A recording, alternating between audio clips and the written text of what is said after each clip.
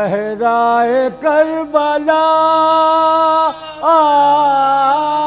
میں صدائے کربلا لا حول ولا قوة الا باللہ العلی العظیم اعوذ باللہ من الشیطان الرجیم بسم اللہ الرحمن الرحیم الحمد للہ رب العالمین بارئ الخلائق اجمعین باعث الانبیاء والمرسلین والصلاة والسلام والتحیۃ والاکرام علی البشیر النذیر السراج المنیر سیدنا و نبینا و شفیعنا انشاء اللہ ابی القاسم محمد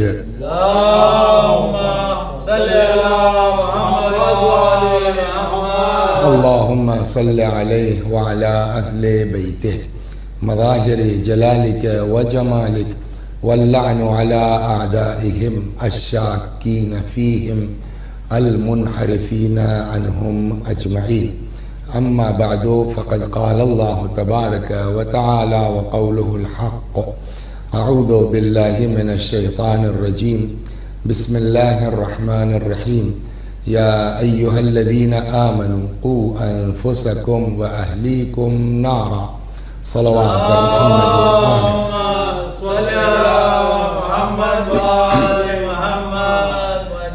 یہ مجالس عزا جو محرم الحرام کی مناسبت سے منعقد ہو رہی ہیں اور مختلف علماء کرام اور خطباء اعظام کو آپ حضرات مستقل سماعت فرما رہے ہیں، یہ آیہ کریمہ جس کی تلاوت کی ہے، ارشاد ہوتا ہے یا ایہا الذین آمنوا اے صاحبان ایمان قوا انفسکم بچاؤ اپنی جانوں کو اپنے نفسوں کو وَأَهْلِيكُمْ اور اپنے اہل و عیال کو.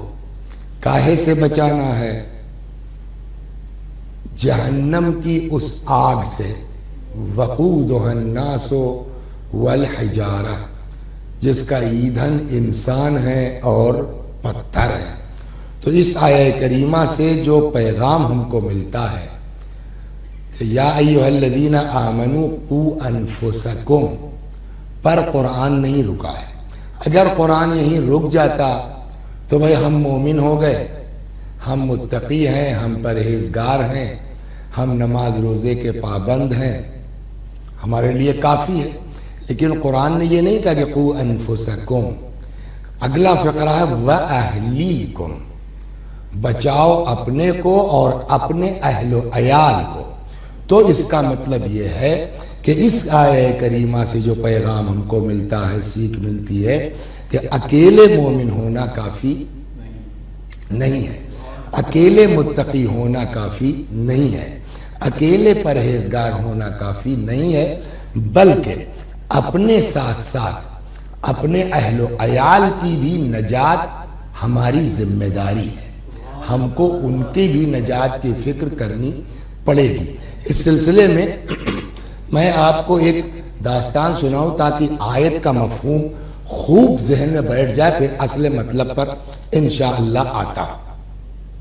حضرت موسیٰ سلام اللہ علیہ، ظاہر سی بات ہے کہ آپ حضرات جانتے ہیں کہ موسیٰ علیہ السلام انبیاء میں وہ نبی ہیں کہ جن کی مناجات میں رپلائی بھی آتی تھی.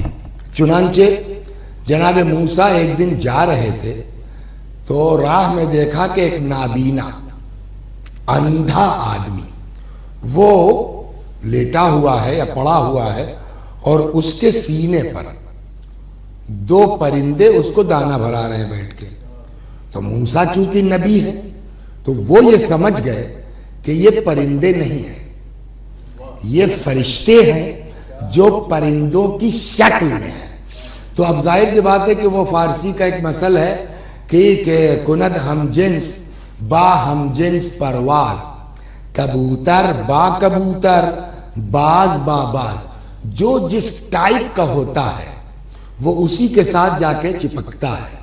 یوں بھی روایات میں ہے کہ اگر آپ کو یہ دیکھنا ہو کہ یہ آدمی کیسا ہے تو اس کے ساتھیوں کو دیکھو، وہ کس کے ساتھ اٹھتا بیٹھتا ہے. تو جو جس ٹائپ کا ہوتا ہے اسی سے جو ہے وہ جا کے ملتا ہے. جناب موسیٰ نے جب دیکھا، ظاہر سی بات ہے ایک نبی کا مقصد کیا ہے کہ وہ انسان کو اللہ سے قریب کرے. یہی تو نبوت کا اصل مقصد تو یہی ہے نا کہ اس کو دنیا سے جدا کرے اور اللہ سے اس کو قریب کرے، وابستہ کرے. اب اگر نبی خدا کسی کو دیکھ رہے ہیں کہ اس کے سینے پر فرشتے پرندوں کی شکل میں بیٹھ کے دانا بھرا رہے ہیں تو وہ نبی کتنا خوش ہوگا کہ ظاہر سی بات ہے کہ یہ کلوز ہے اپنے رب سے، تب تو اللہ اس کے کھانے کا انتظام اس طرح کر رہا ہے. تو پیغمبر جناب موسیٰ اس کے قریب پہنچ گئے. وہ نابینا ہے تو ظاہر تو دیکھ رہا نہیں ہے، مگر احساس ہوا کہ کوئی آیا ہے. کون سا آپ؟ تو انہوں نے کہا میں موسیٰ نبی خدا. اس نابینا نے کہا کہ کہاں جا رہے ہیں آپ؟ تو حضرت نے فرمایا کہ میں جا رہا ہوں مناجات کے لیے. تو یہ بات مشہور تھی کہ ان سے خدا کی بات ہوتی ہے، ان کے کلیم اللہ کہے ہی جاتے ہیں. تو اس نابینا نے کہا کہ صاحب جا رہے ہیں تو ذرا ایک کام ہما بھی کر دیجئے گا. اچھا ایک بات بتائیے آپ حضرات کہ اگر ہم کو آپ کو چانس مل جاتا اس طرح کا تو ہم اللہ کے یہاں سے کیا پوچھواتے ہیں؟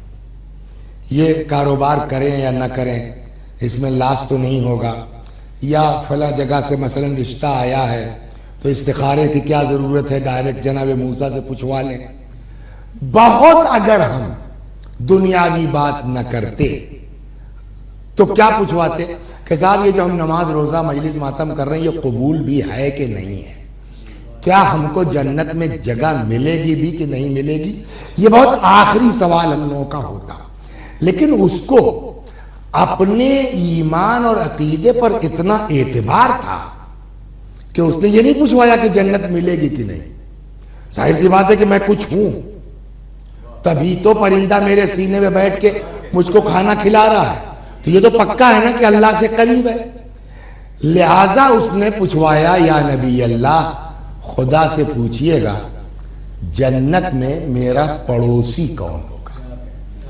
ایک چیز رک کے کہہ دیں ہم، اس لیے کہ ظاہر سی بات ہے کہ یہ مجلس آپ کے چینل پر ہوگی تو اور بھی لوگ، کہ ہم چاہے جتنی نیکیاں کرتے جائیں کبھی یہ دماغ میں ہمارے نہیں آنا چاہیے کہ ہم اللہ سے بہت کلوز ہیں یا ہماری جنت کنفرم ہے. اس لیے کہ مین چیز ہے انسان کا آخری وقت. ممکن ہے کہ آج آپ بہت اچھے اچھے کام کر رہے ہیں اور کل کو شیطان ہماری کھال میں گھس کر کے ہمارے اندر غرور پیدا کر دے، ہمارے اندر گھمنڈ پیدا کر دے. تو اگر ذرا سا بھی غرور و گھمنڈ آیا تو سب برباد ہو جائے گا. روایت ہے پیغمبر اکرم صلی اللہ علیہ وآلہ وسلم سے، عجیب روایت، پیغمبر فرماتے ہیں وَإِن لَمْ تُذْنِبُوا لَخَشِيتُ عَلَيْكُمْ مَا هُوَ أَكْبَرُ مِنْ ذَلِكَ. اگر تم لوگ گناہ نہ بھی کرو تب بھی مجھ کو ڈر لگا ہوا ہے تمہارے لیے گناہ سے بڑی چیز کا. تمہیں گناہ سے بڑھ کے دنیا میں کیا ہے؟ لوگوں نے پوچھا یا رسول اللہ وہ کیا؟ فرمایا العجب، گھمنڈ، غرور. یا ایک جگہ روایت میں ہے کہ پیغمبر نے فرمایا اوحى اللہ تعالی الی داؤد، اللہ نے جناب داؤد پر وحی نازل کی کہ یا داؤد بشر المذنبین وانذر الصدیقین. داؤد گناہگاروں کو بشارت دے دو، صدیقوں کو ڈراؤ. آپ بھی سوچیں گے کیا مطلب ہوا اس کا؟ حضرت داؤد نے پوچھ لیا پالنے والے کیف ابشر المذنبین، کیا مطلب اس کا؟ ہم کیسے گناہگاروں کو خوشخبری دیں، بشارت دیں اور صدیقوں کو نیکوکاروں کو ڈراؤ؟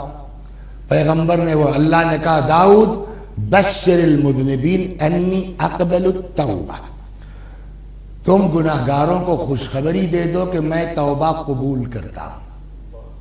وَأَنذِرِ الصِّدِّيقِينَ أَلَّا يُعْجَبُوا بِأَعْمَالِهِمْ، اور صدیقوں کو ڈراؤ کہ خبردار اپنے اعمال پر گھمنڈ نہ کریں. تو انسان کو گھمنڈ، اور یہ تو محرم چل رہا ہے نا، آج نویں مجلس ہے، آپ 2 ہی محرم کو سن چکے ہوں گے، بلکہ آج ہی کے اس میں ذہن میں آئے گا انشاءاللہ، حر سے بڑا کوئی مجرم اور گناہگار تھا؟ لیکن آج وہ علیہ السلام ہے کہ نہیں ہے؟ کتنی دیر لگی اس طرف سے اس طرف آنے میں؟ تو اس کا مطلب یہ کہ یہی تو خدا کہہ رہا ہے کہ گناہگاروں کو بشارت دیجئے، ہم توبہ قبول کرتے ہیں، صدیقوں کو ڈرائیے اللہ یعجبوا باعمال۔ یہ بیچارہ مومن گھمنڈ نہیں کر رہا، اس نے تو ایسے ہی پوچھوایا، لیکن میرے کہنے کا مطلب یہ کہ ہم اپنے ذہن میں رکھیں کہ چاہے جتنی مجلسیں کر رہے ہوں، جتنی مجلسیں پڑھ رہے ہوں، نماز روزہ، ڈرتے رہیں کہ ذہن میں دماغ میں غرور نہ آنے پائے، گھمنڈ نہ۔ کہاں ہم چوکے ہیں ہم کو تو پتہ بھی نہیں ہے، اور جب پتہ چلے گا تب اس میں ہم کچھ کر بھی نہیں سکتے۔ چنانچہ اس نے کہا یا نبی اللہ، بات ادھر ادھر زیادہ نہ جانے پاوے، کہ ذرا پوچھئے گا اللہ سے کہ جنت میں میرا پڑوسی کون ہوگا۔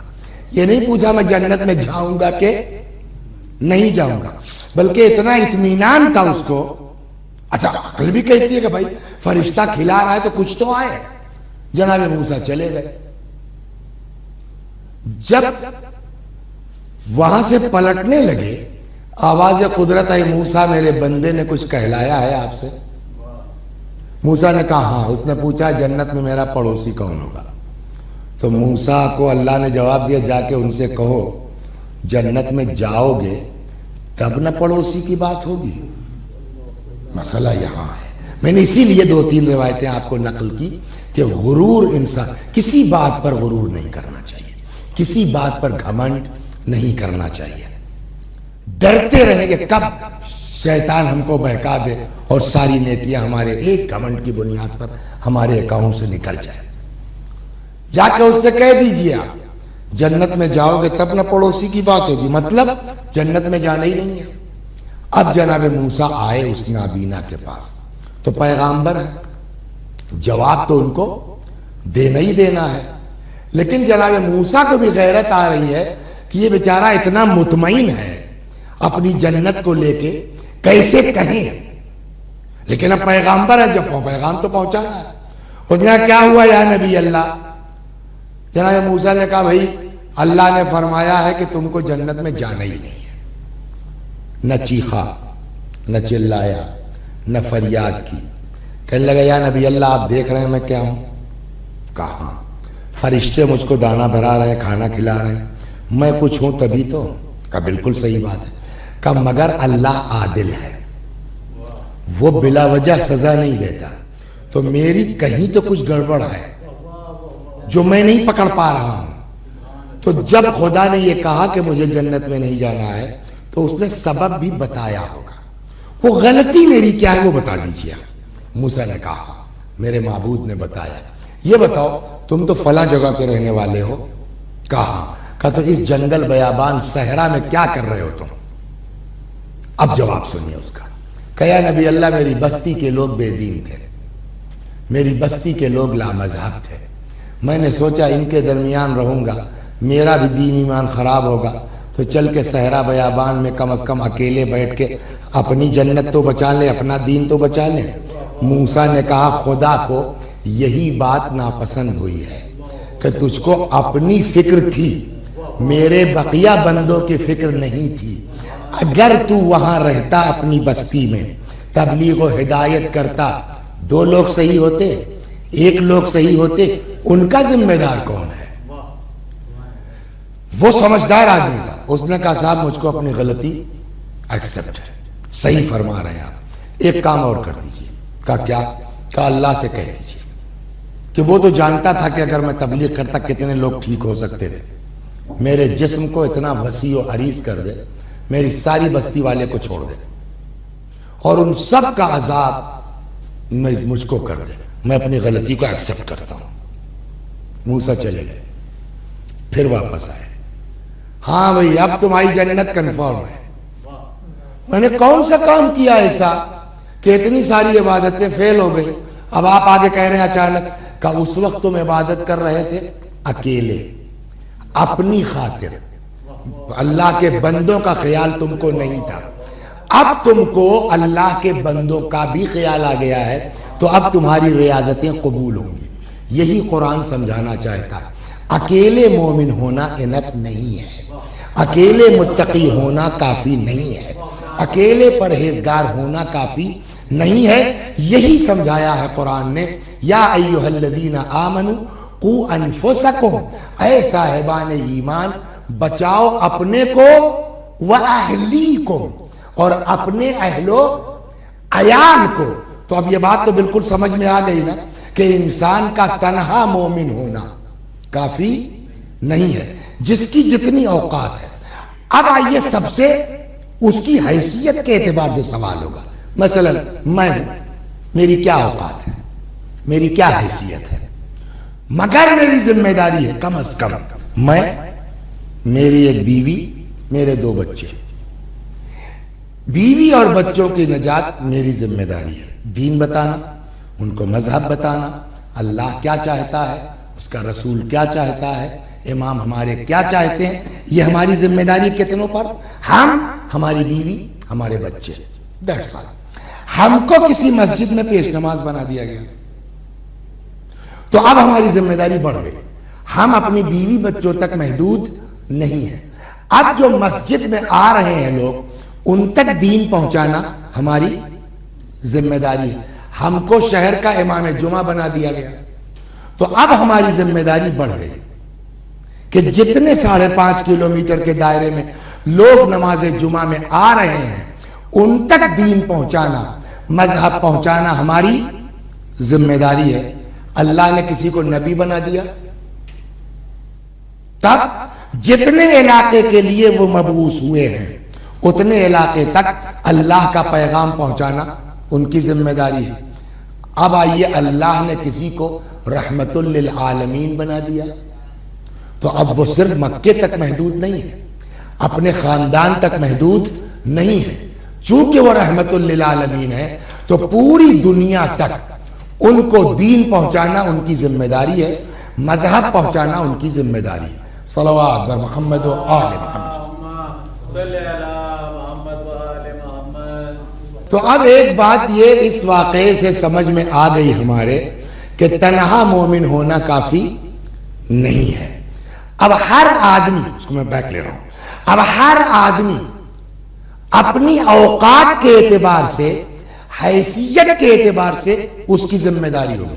ہم ہیں, ہماری ایک بیوی ہے, 2 بچے ہیں, ہماری ذمہ داری اپنے بیوی بچوں تک ہے. ان کو دین بتائیں, ان کو مذہب بتائیں, ان کو شریعت بتائیں. ہم کو مسجد کا پیش نماز بنا دیا گیا تو اب جتنے لوگ مسجد میں آ رہے ہیں ان تک دین پہنچانا ہماری ذمہ داری ہے.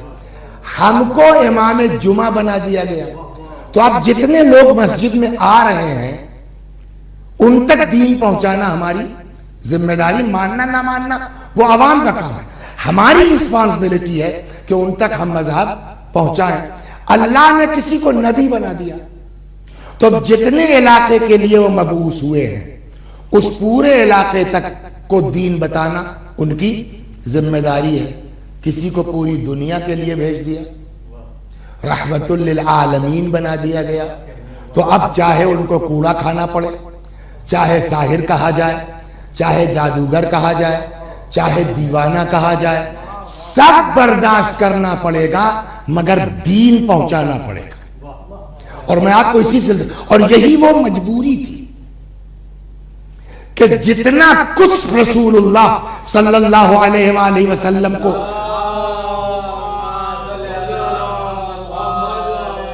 ستایا گیا, اذیت پہنچائی گئی, مگر رسول اللہ نے بد دعا نہیں کی. اس لیے وہ ذمہ داری لے کر کے آئے تھے. ایسی نالائق لوگوں سے سامنا پڑا ہے رسول اللہ کا صلی اللہ علیہ وآلہ وسلم, لیکن پیغمبر نے برداشت کیا. 1-2 چیزیں جلدی جلدی سن لیجیے.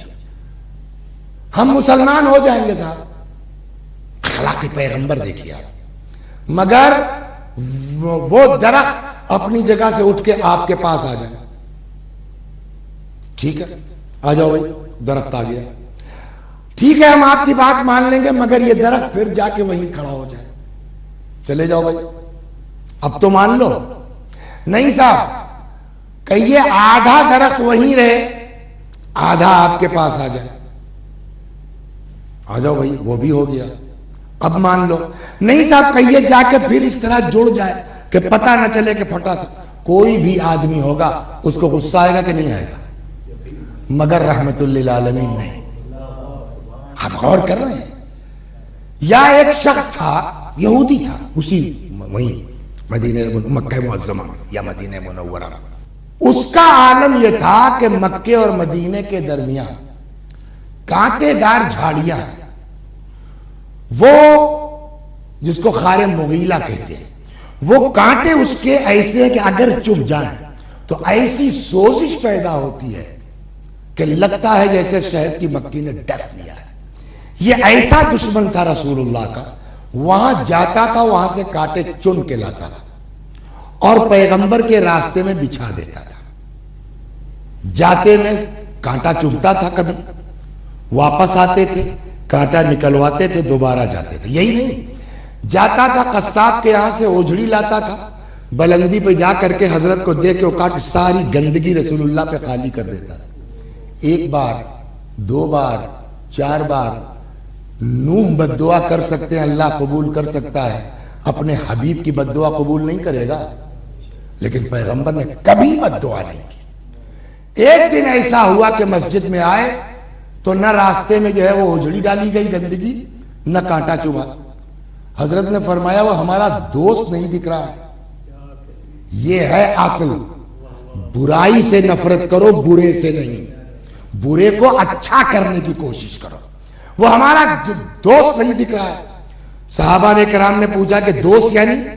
کہ وہی اوجھڑی والا، کانٹوں والا دوست۔ کہا ہاں دوست۔ تب تک کسی نے بتایا صاحب وہ بیمار ہے۔ بیمار ہے تو بتایا چلو ہم لوگ عیادت کرنے کو چلتے ہیں۔ تو کچھ لوگ ہوتے ہیں جو سمجھتے ہیں کہ جوش کا نام اسلام ہے۔ میرے عزیز، اسلام جوش کا نام نہیں ہے، اطاعت پیغمبر کا نام ہے، اطاعت ائمہ معصومین کا نام ہے۔ چلو ہم بھی چلیں گے اور تم لوگوں کو بھی چلنا ہے۔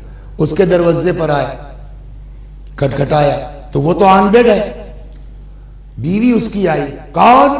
حضرت نے فرمایا میں محمد ابن عبداللہ رسول خدا۔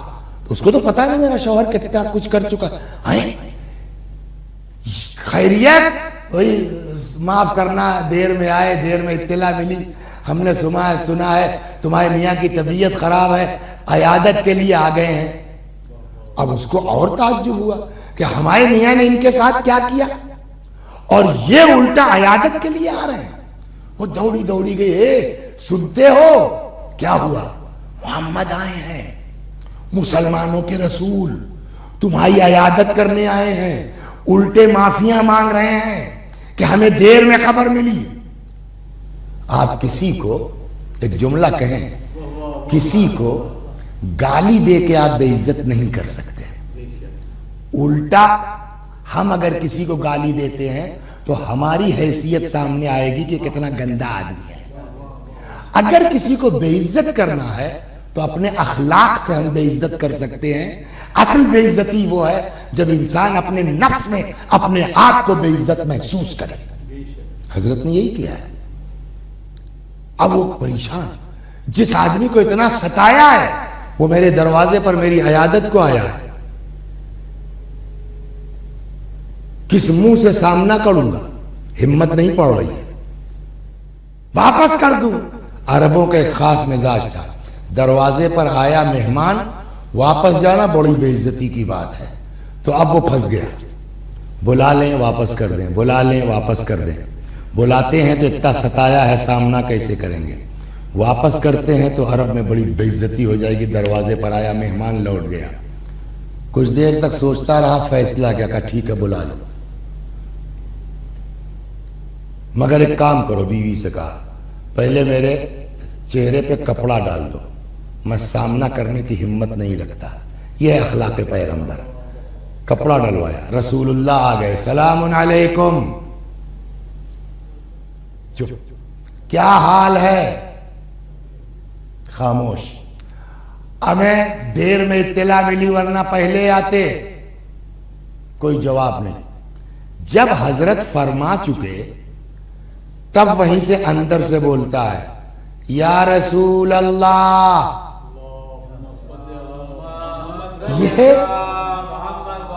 یہ یا رسول اللہ کا مطلب سمجھے، یعنی یہ گئے، ورنہ محمد نہ کہتا یا رسول اللہ میں آپ کی کسی بات کا جواب اس وقت تک نہیں دوں گا جب تک آپ کلمہ پڑھوا کے مجھے مسلمان نہیں کر لیتے.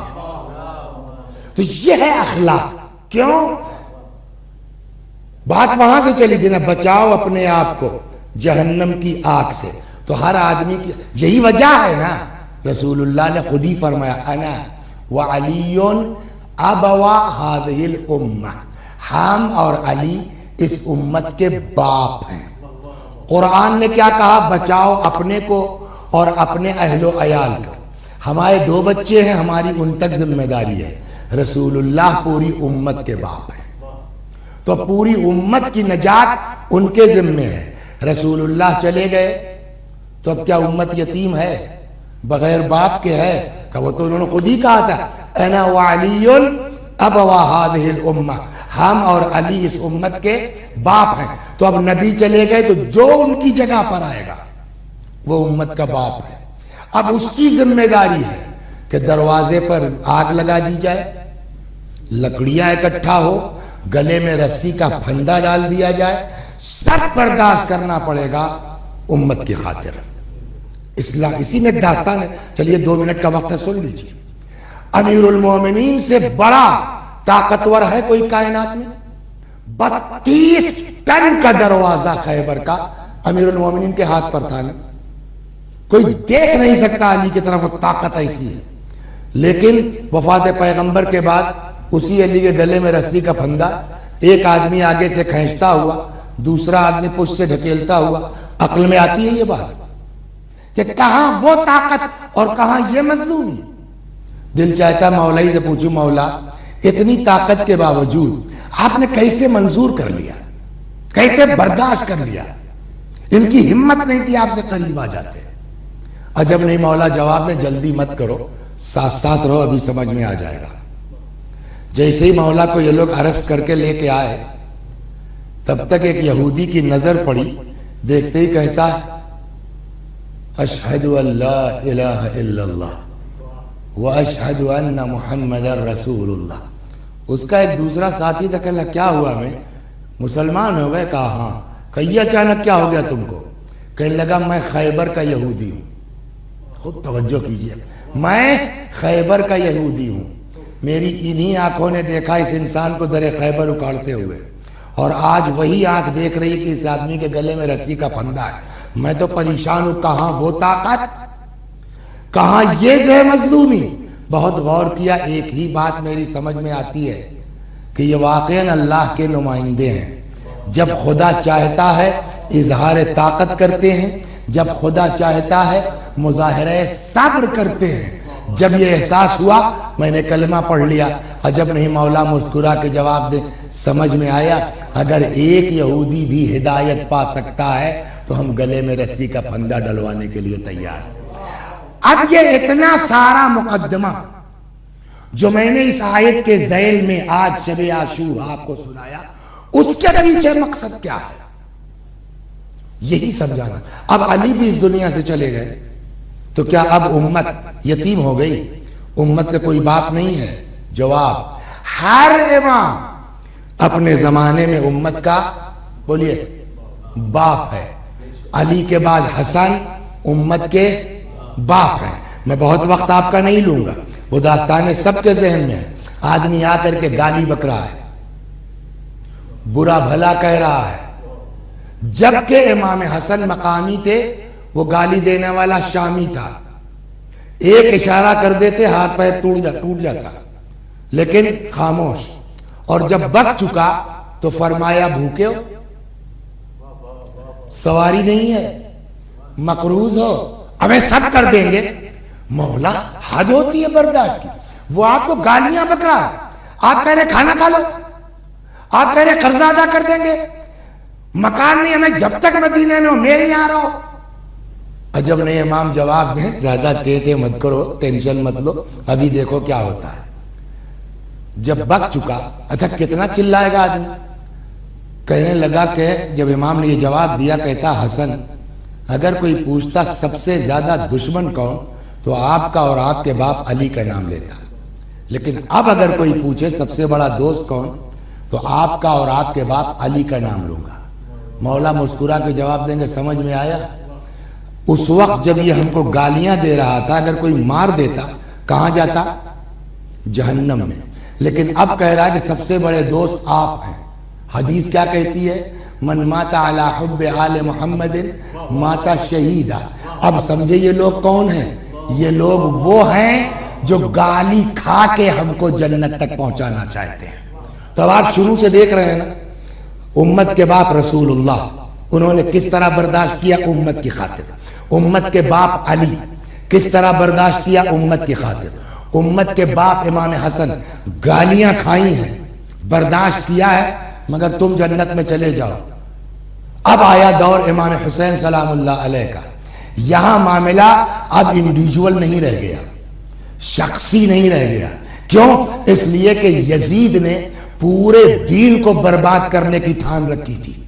شراب وہ پیتا تھا، جوا وہ کھیلتا تھا، سوتیلی ماں سے نکاح اس کے تئیں جائز، اور اب وہ یزید، دیکھیں فلسفہ یہ بھی ہے کہ آخر امام حسین بیعت نہ کرتے سلام اللہ علیہ تو یزید کی کیا سرکار گر جاتی؟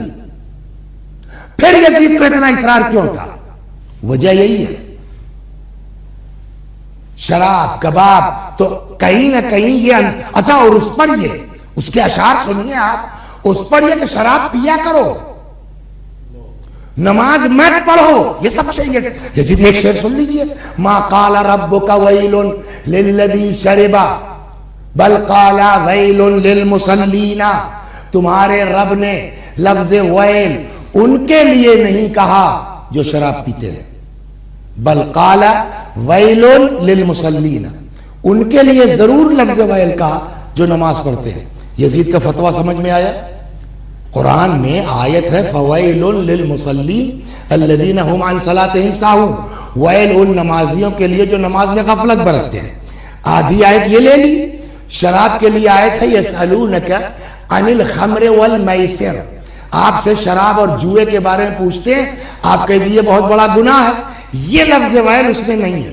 وہاں سے شراب والی آیت لی، یہاں سے نماز والی آیت لی، دونوں آیتوں کو ملا کے شعر کہتا ہے ما قال ربک ویل للذی شربا، تمہارے اللہ نے جو لوگ شراب پیتے ہیں ان کے لیے ویل نہیں کہا ہے، بل قال ویل للمصلین، ان کے لیے ضرور کہا ہے جو نماز پڑھتے ہیں۔ کچھ سمجھ میں آیا؟ تخت حکومت پر بیٹھ کر کے آپ اس طرح کے شعر کہیں گے کہ نماز پڑھنے والا جہنم میں جائے گا، شراب پینے میں کوئی حرج نہیں ہے، اور اس کے بعد وہی آدمی امام حسین سے کہے بیعت کر لیجئے، اٹس پاسبل، یہ ممکن ہے۔ اور اب یہاں سوال ہوتا ہے، میں نے بھی عرض کیا نا کہ ایک امام حسین سلام اللہ علیہ اگر بیعت نہ کرتے تو یزید کی سرکار چلی جاتی، پھر یزید کیوں اتنا مصر تھا کہ حسین ضرور بیعت کر لیں؟ کیوں اتنا اصرار تھا؟ اصرار اسی کے پیچھے تھا کہ یہ جو دین مٹا رہا ہے، شراب جائز، نماز مت پڑھو، سوتیلی ماں سے نکاح جائز، کعبے کی بے حرمتی ہے نا، حوروں کو بے عزتی، تو یہ کچھ مسائل ایسے ہیں کہ کبھی نہ کبھی پبلک کھڑی ہو سکتی ہے۔ ہمیں یزید کو دیکھو، بتاؤ شراب کو جو ہے جائز کر رہا ہے، نماز کو منع کر رہا ہے، تو اب بغاوت کا خطرہ کہیں بھی کبھی بھی ہو سکتا ہے، تو اس کے لیے پہلے سے انتظام کریں۔ کیا انتظام؟ یہی ہے کہ اگر جس کے گھر سے دین چلا تھا، جس کے گھر سے مذہب چلا تھا، وہ اگر بیعت کر کے چپکا ہو جائے تو ہم کو پبلک کو دبانا آسان ہو جائے گا۔ تم کیا، تمہاری اوقات کیا، جس کے گھر سے دین چلا تھا وہ تو بیعت کر کے خاموش ہو گیا، تم لوگ کون ہو اعتراض کرنے والے؟ اب سمجھ میں آیا اصرار کیوں تھا یزید کو، اور حسین کون ہے؟ امت کے باپ۔ قرآن کہتا ہے بچاؤ اپنے کو اور اپنے اہل و عیال کو۔ یہ ان کے لیے جواب ہو سکتا ہے جن کے دماغ میں خیال آئے کہ امام حسین نے کیوں انکار کر دیا. ارے چپ چاپ یزید کی بیعت کر لیتے, مدینے میں معاذ اللہ استغفر اللہ رہتے, اپنی دعا نماز کرتے, عبادت کرتے. کہ کوئی بھی کر سکتا ہے یہ کام, حسین نہیں کر سکتے. کیوں؟ اس لیے کہ وہ امت کے باپ ہیں, اور قرآن نے کہا ہے بچاؤ اپنے کو اور اپنے اہل و عیال کو, اسی مقصد کے تحت کہ کچھ ہو جائے. ہم دین کو تو نہیں, اس لیے کہ جب نماز ہی نہیں رہ جائے گی, جب اسلام ہی نہیں رہ جائے گا تو آدمی کی نجات ہو سکتی ہے. تو پہلے تو اس کو بچاؤ اس یزید ملعون سے. کا ساتھ مار دیے جائیں گے آپ, کہ اس کی پرواہ نہیں ہے, مار دیے جائیں, مگر دین بچانا ہماری ذمہ داری ہے. اللہ اکبر. اسی مقصد کے تحت امام حسین سلام اللہ علیہ نے یزید کی بیعت سے انکار کیا, اور انکار ہی نہیں, مدینہ چھوڑ دیا, کربلا آ گئے. 2 محرم کو کربلا پہنچ گئے, یہاں تک کہ شب عاشور آ گئی. عام طور پر شب عاشور جو ہمارے یہاں رسم ہے وہ حضرت علی اصغر سلام اللہ علیہ کی شہادت پڑھی جاتی ہے. آپ دنیا کی کسی جنگ میں اتنی بربریت نہیں دکھلائی گئی جتنا کربلا میں ہوا. 6 مہینے کے بچے کی خطا کیا ہے؟ پیاس کی شدت کا عالم یہ تھا کہ روایت کہتی ہے کہ جناب ام کلثوم لے کے آئیں, فرماتی ہیں بھیا دیکھو اس بچے کو لے کے جاؤ, شاید کسی کو ترس آ جائے اور بچے کو پانی پلا دے. اما ترا کیف یتلذا, اے بھیا کیا نہیں دیکھ رہے ہو یہ بچہ کیسے پیاس کی شدت سے کبھی منہ کھولتا اور بند کرتا ہے. امام علیہ السلام اس بچے کو لے کر کے آئے, فرماتے دیکھیں وہاں بھی امام حسین نے اپنی عزت کا سودا نہیں کیا. اِن لَمْ تَرْحَمُونِي فَارْحَمُوا هَذَا الطِّفْلَ, اگر مجھ پر رحم نہیں کر سکتے اس بچے پر رحم کر دو. مطلب میں تم سے رحم کی بھیک نہیں مانگ رہا ہوں. اور جب کوئی جواب نہ ملا, حضرت نے کہا بیٹا تم حجت خدا ہو, اپنی حجت ان ظالموں پہ تمام کر دو. سوکھی ہوئی زبان پپڑائے ہوئے ہونٹوں پر پھرانا شروع کی. یہ منظر وہ تھا کہ فوجیں منہ پھیر پھیر کے رونے لگی کہ اچانک اس ملعون ابن سعد نے کہا این حرملہ اقطع کلام الحسین, حرملہ کہاں ہے, حسین کی بات قطع کر دے. 3 بھال کا تیر چلے کمان میں جوڑا. اللہ, ہم لوگ پڑھ دیتے ہیں کہ اصغر کا گلا چھپ گیا, مگر کتاب میں یہ نہیں. آپ سوچئے 3 بھال کی تیر کی چوڑائی کیا ہوگی, 6 مہینے کے بچے کے گلے کی چوڑائی کیا ہوگی, سوراخ ہوگا.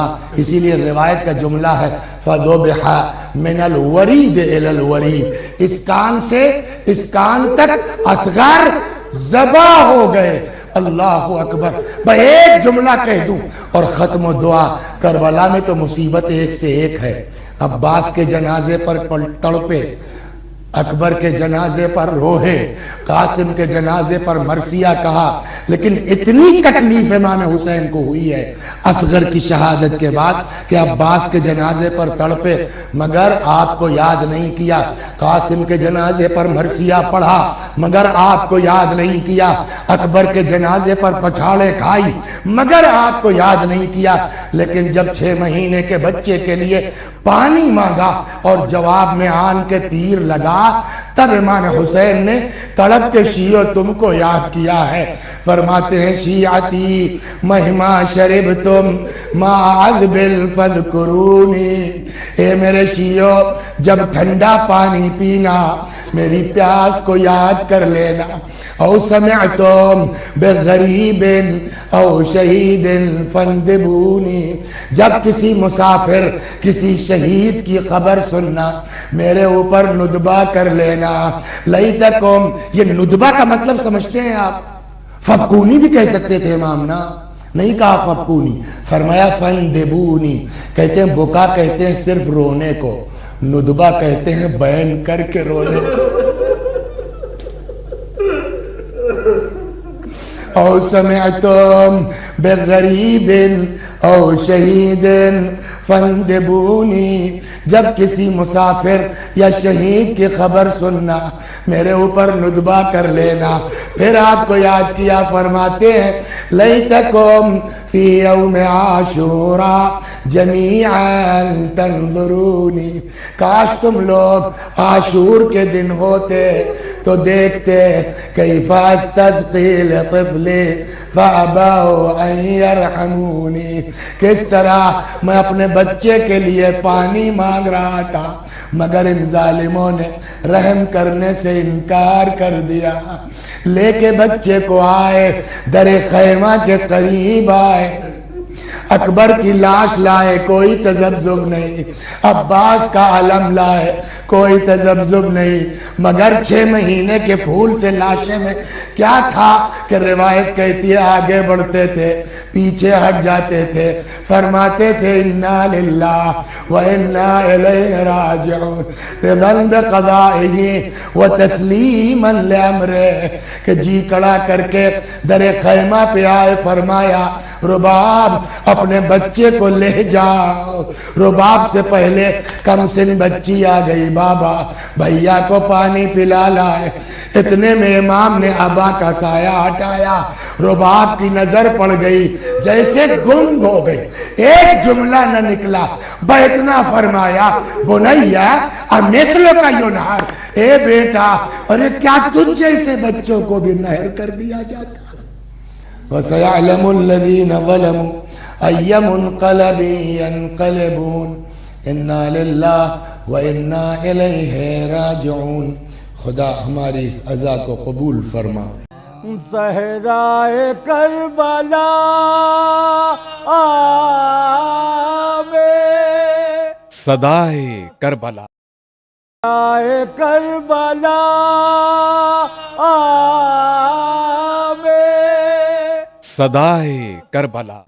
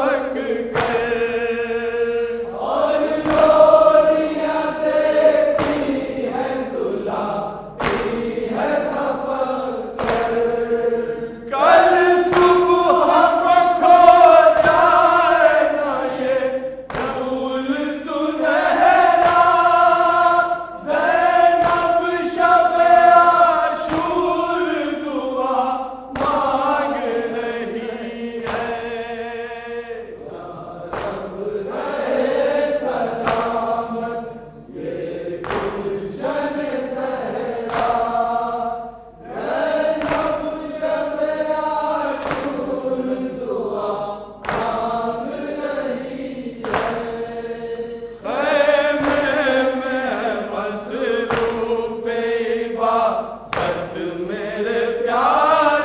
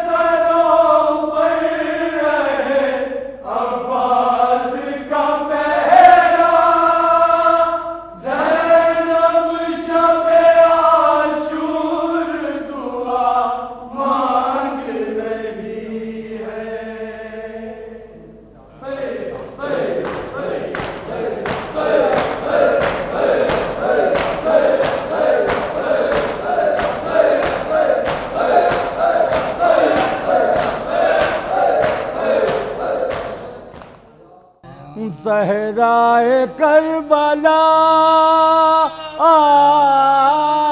میں